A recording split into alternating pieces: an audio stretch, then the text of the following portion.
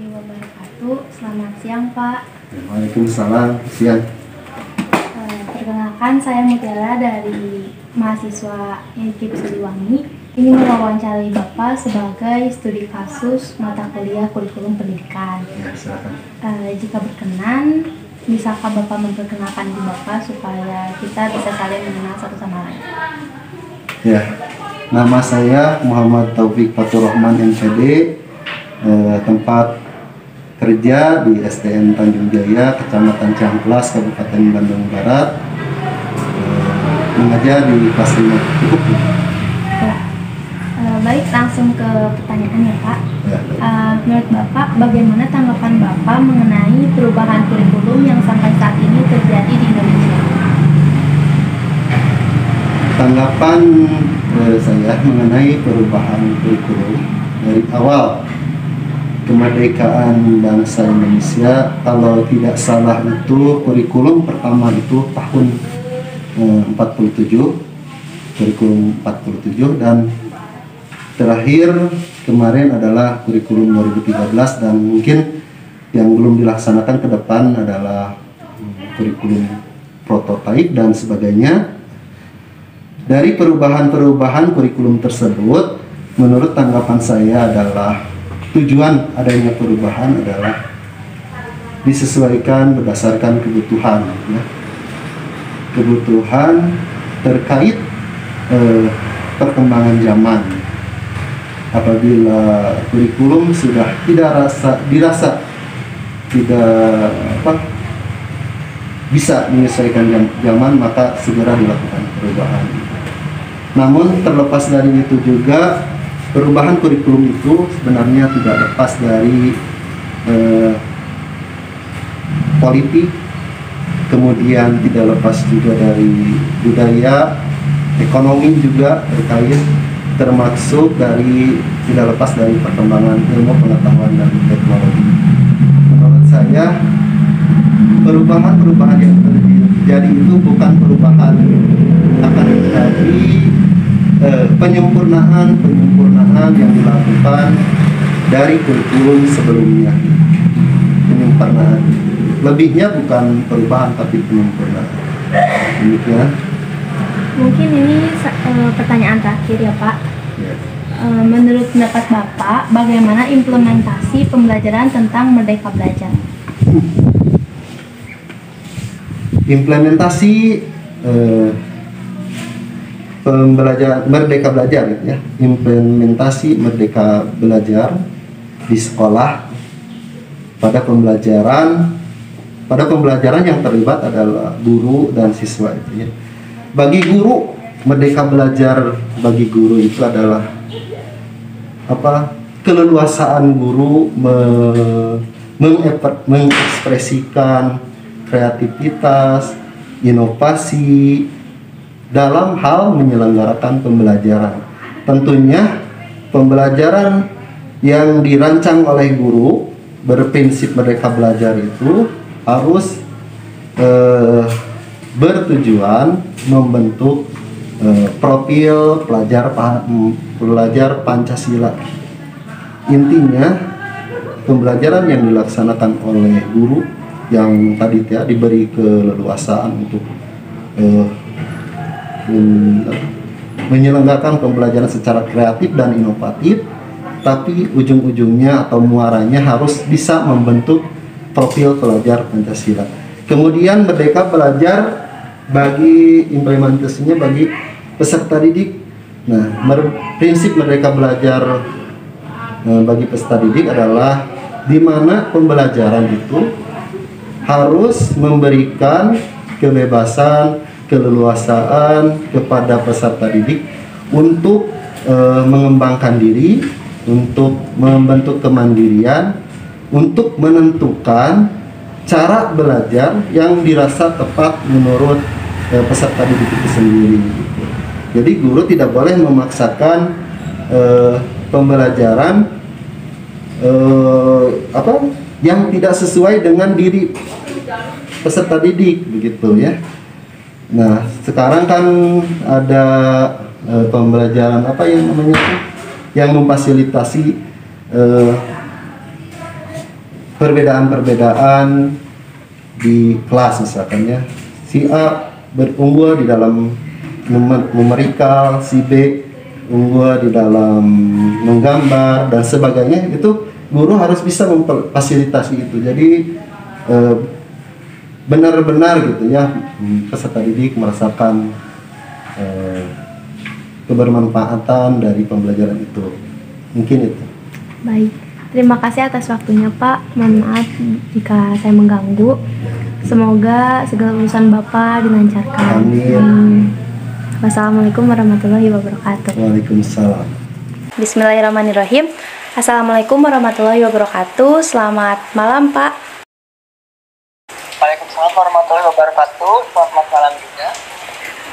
Sebelumnya izin memperkenalkan diri, nama saya Mutiara, salah satu mahasiswi dari IKIP Siliwangi.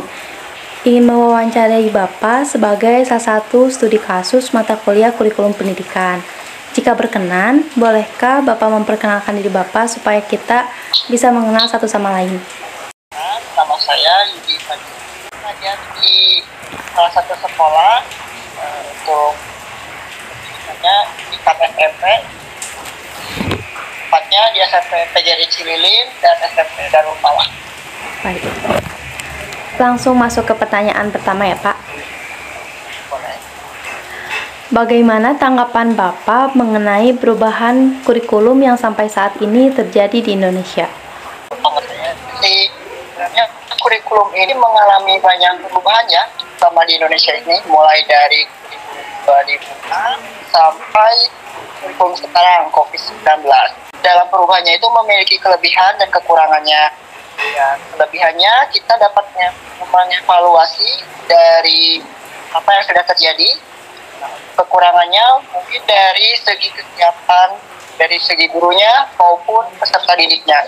Mungkin ini termasuk pertanyaan terakhir. Menurut pendapat Bapak, bagaimana implementasi pembelajaran tentang Merdeka Belajar?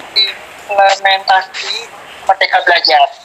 Implementasi Merdeka Belajar itu kan merupakan suatu aturan atau program kurikulum ya, yang bertujuan untuk mencetak sumber daya manusia yang unggul dengan mengutamakan pendidikan karakter. Kita diharapkan peserta didik ini dapat berpikir kritis, dapat berkolaborasi, kreatif, dan terampil.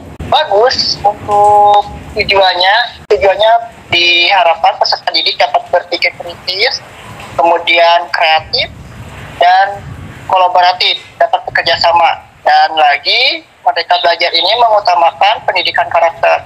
Namun dalam segi kekurangannya, itu kembali lagi pada kesiapan dan peserta didiknya.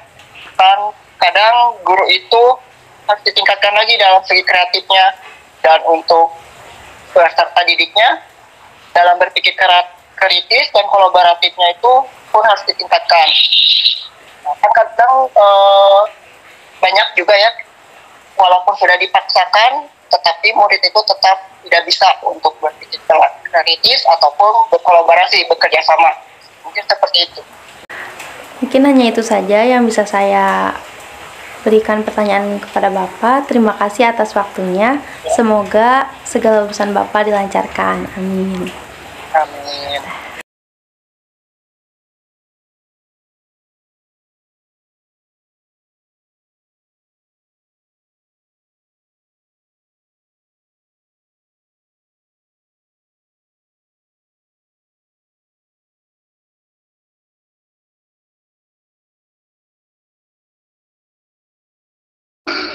Itu barangkali tinggal di Lembang.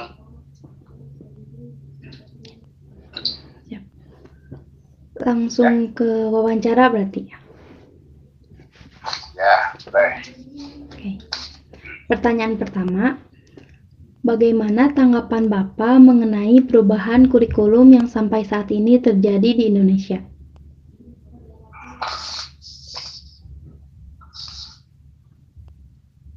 Langsung pertanyaan, langsung saya jawab. Ya.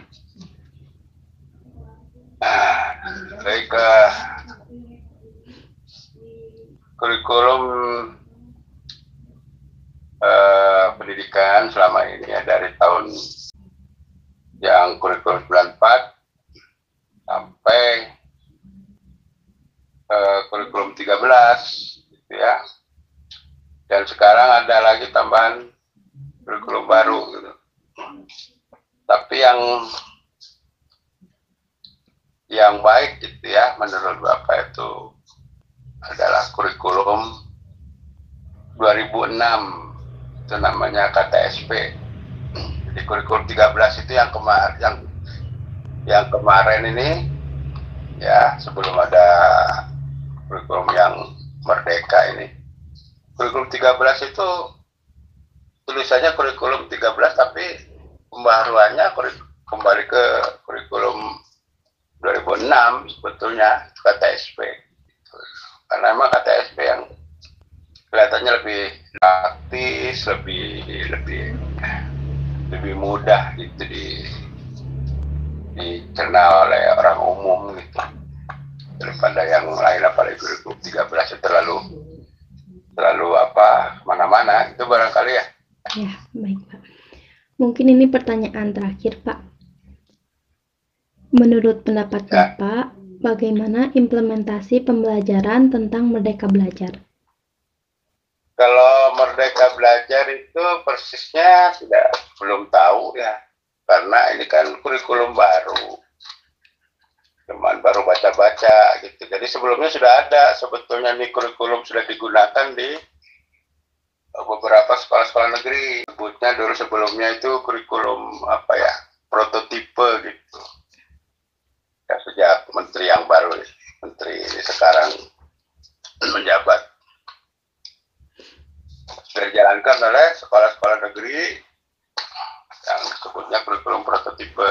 Sekarang nyebutnya Merdeka Belajar.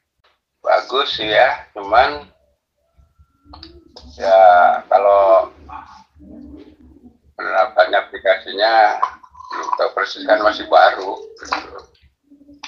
Hanya yang membedakan, yang kelihatan membedakan itu adalah tidak ada kewajiban untuk peminatan ya. Jurusan kemarin itu kan peminatannya ditentukan. Ini kalau sekarang itu peminatan untuk pelajaran yang di luar jurusannya itu diserahkan ke siswa. Sedangkan Merdeka Belajar ini kan tadinya kan memang untuk menyiasati pandemi itu, tapi kenapa jadi ditetapkan gitu ya. Nah, ini kurang tahu juga ini. Itu saja barangkali ya. Ya Pak.